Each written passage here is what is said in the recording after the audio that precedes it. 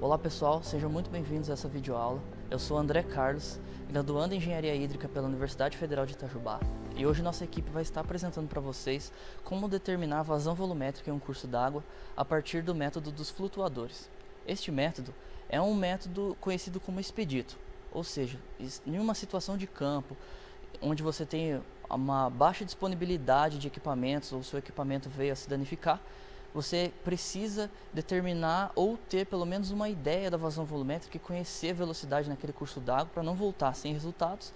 Você pode utilizar então o método dos flutuadores. É um método prático, um método simples e é bem interessante. É importante saber para que serve a vazão volumétrica em um curso d'água. Ela é muito importante para você conhecer a capacidade de diluição e dispersão em um rio, por exemplo. Ela tem extrema importância nas obras hidráulicas. O potencial de uma hidrelétrica é definido a partir de equações que relacionam a altura e a vazão volumétrica no reservatório, bem como a quantidade de sedimentação. A gente tem assoreamento do reservatório. Todos esses dados são obtidos a partir da vazão volumétrica em um rio. O que seria a vazão volumétrica? É uma grandeza que determina a quantidade de fluido que escoa através de uma seção transversal em um conduto livre ou forçado por unidade de tempo. A sua unidade de medida no sistema internacional é o metro cúbicos por segundo.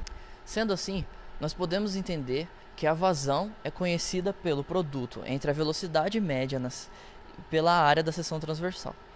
No método dos flutuadores, nós temos diferentes formas de obter a velocidade média no recurso hídrico. Vamos apresentar para vocês o passo a passo, como escolher os flutuadores, como escolher a região onde vai se analisar essa velocidade, entre outros métodos, tudo que for importante. E como obter a área da seção transversal vai ser um assunto de um próximo vídeo que nós vamos postar. Você pode obter pelo método de batimetria aval, que consiste em você utilizar réguas graduadas ou cabos de aço graduado e determinar alturas em diferentes pontos da seção transversal. E no nosso próximo vídeo vamos explicar com mais detalhes. Também tem um método de determinação de batimetria eletrônica com equipamentos como a DCP. Essas batimetrias provavelmente não vão ser usadas em conjunto com o método dos flutuadores, uma vez que a utilização do DCP torna uma medição muito cara. Bom pessoal, vamos agora começar então passo a passo para a determinação da vazão. Primeiro passo, nós devemos identificar uma seção nesse canal, nesse corpo hídrico, que seja mais retilínea possível, com escoamento mais uniforme, livre de obstáculos como pedras, galhos, regiões de vórtex, corredeira, tudo que possa atrapalhar o seu flutuador. Devemos lembrar que nosso flutuador vai estar passando pela superfície ou ora submerso, então esses obstáculos vão atrapalhar demais. Devemos também escolher regiões onde a área da seção transversal não mude. Precisamos ter os taludes do rio ou do corpo hídrico bem firmes. Não podemos estar perto de curvas, regiões onde temos grandes mudanças de velocidade de escoamento. Essa região deve ter de 15 a 20 metros de comprimento para a gente obter uma melhor precisão. Obviamente, escolher essa seção mais retilínea é para uma região de campo. Aqui, como nós nos encontramos no laboratório da Unifei, nós vamos fazer esse exemplo no canal. Nós aqui já temos um comprimento, já temos uma região uniforme, uma coisa que na prática é muito difícil de se encontrar.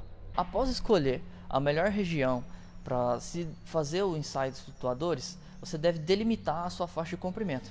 Para isso, você deve utilizar estacas e cordas ou cabos.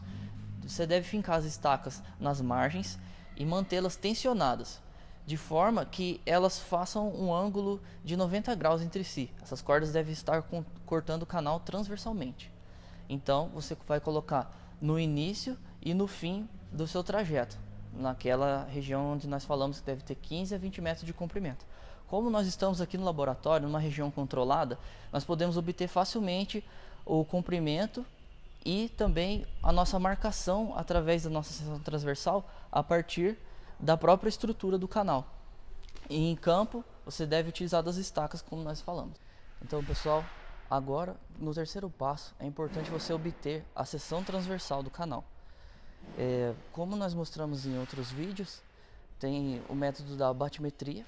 Então, A partir de cabos graduados, réguas pluviométricas, você pode chegar no rio ou no seu canal, no seu corpo hídrico e obter as profundidades em certas faixas. Quanto maior forem as faixas, maior vai ser sua precisão. Aí, a partir então de métodos de integrações simples, você consegue obter a área de seção transversal, que vai ser importante para determinar a velocidade do seu escoamento. Aqui no nosso laboratório, uma situação controlada, nós podemos obter a seção transversal do canal, é um canal retangular, utilizando uma trena ou qualquer instrumento de medida. A gente vai obter apenas a altura de coluna d'água e a largura do canal.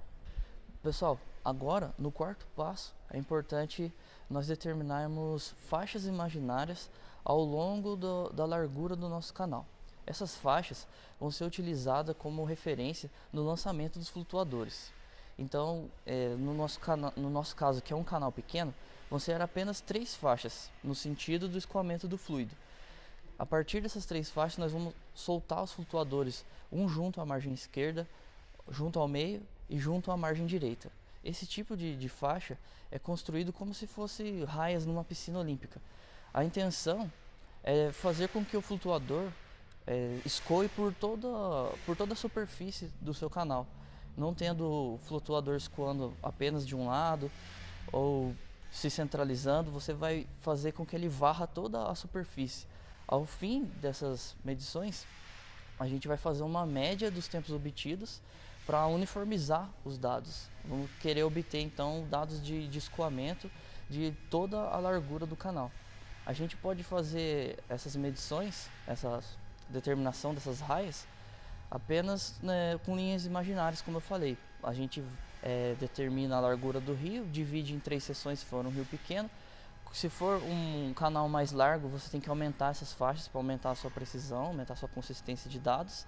E na hora do lançamento, deve então lançar a partir delas. Se for um canal pequeno como o nosso, a gente pode chegar e soltar o flutuador de perto. Mas se você estiver numa situação onde você está embarcado num rio de grande porte, você vai ter que fazer o lançamento. Então você vai ter que determinar a sua linha imaginária, a sua faixa a partir de uma linha imaginária e acertar o lançamento naquela região. Dentro do ensaio dos flutuadores, devemos escolher ainda o tipo de flutuador. Temos flutuadores que escoam superficialmente junto ao fluido e objetos que escoam junto ao fluido, porém semi-submersos. Podemos dar exemplos de objetos que escoam superficialmente, como bolas de isopor, frutas como laranja, depende da situação que você tiver em campo. O ideal é que você consiga utilizar objetos que flutuam e semi-submersos ao mesmo tempo, para você poder obter uma maior consistência dos dados. Nos objetos superficiais, você vai apenas fazer o lançamento junto às margens selecionadas, as faixas selecionadas, e obter a sua seção no tempo. Eles vão escoar superficialmente. No semi-submerso, temos como colocar um objeto preso, por exemplo, com arame ou barbante, em um objeto superficial junto ao submerso. Nesse caso, é importante você controlar a distância entre os objetos, pois a 15% de profundidade e a 70% de profundidade temos velocidades diferentes, conhecido a 70%, 15%, geralmente em torno aí, perto da velocidade máxima do escoamento. Então, colocando os objetos nessas duas distâncias de profundidade, você pode obter dados mais consistentes. Você pode também utilizar garrafas de água cheias pela metade ou 3/4 e também bastões. No caso dos bastões, temos equações específicas que determinam a velocidade de escoamento. Nós vamos mostrar a equação aqui, mas para isso, o seu bastão deve estar 3/4 submerso. Você pode utilizar pesos, outros objetos para garantir que ele fique 3/4 submerso. Então, definindo o tipo de flutuador que nós vamos usar, podemos então começar os lançamentos. Os lançamentos devem ser feitos antes das cordas que a gente colocou como delimitação da nossa área a ser realizado o experimento. No nosso caso aqui, a própria estrutura do canal.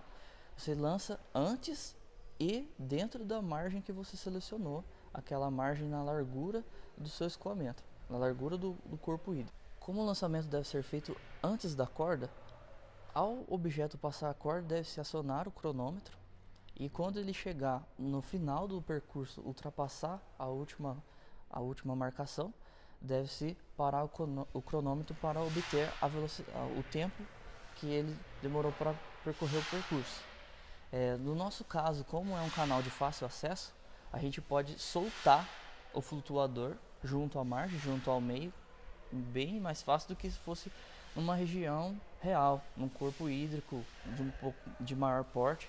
Nessas situações você pode fazer o lançamento, basta treinar sua pontaria. O observador que estiver com o cronômetro na mão deve acionar então o cronômetro de acordo com os critérios que nós estabelecemos, quando ele passar pela ponto de referência, e ele deve guardar valor, ou seja, considerar um lançamento válido aqueles lançamentos onde o flutuador não teve nenhum tipo de obstáculo, não enroscou, ele conseguiu completar o percurso normalmente, sem dificuldades, e o tempo obtido é um tempo próximo da média dos outros tempos.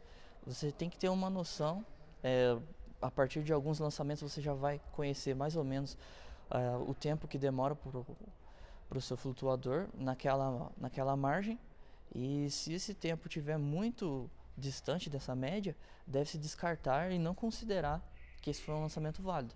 O mínimo necessário são 3 lançamentos satisfatórios para cada margem, cada faixa selecionada.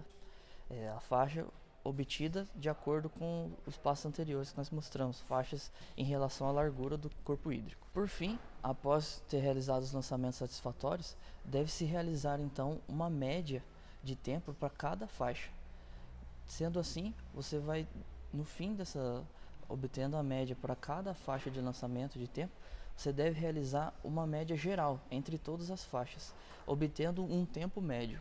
Esse tempo médio ele tem um valor consistente, pois o flutuador foi liberado de todas as margens, ele correu a maior parte da superfície possível. Então, a partir desse tempo médio, você, conhecendo o espaço que o flutuador percorreu, você vai obter a velocidade média. Sendo assim, para obter a nossa vazão volumétrica, vamos então obtê-la pelo produto entre a área obtida pela batimetria e a nossa velocidade média, vamos ter uma vazão volumétrica aproximada a partir do método dos flutuadores. Bom pessoal, esse foi o nosso tutorial. Gostaria de agradecer muito a atenção de vocês, espero que essa informação tenha sido muito útil. Gostaria também de agradecer ao canal Choconatos Games, que nos ajudou com a parte audiovisual e edição do vídeo. E até uma próxima!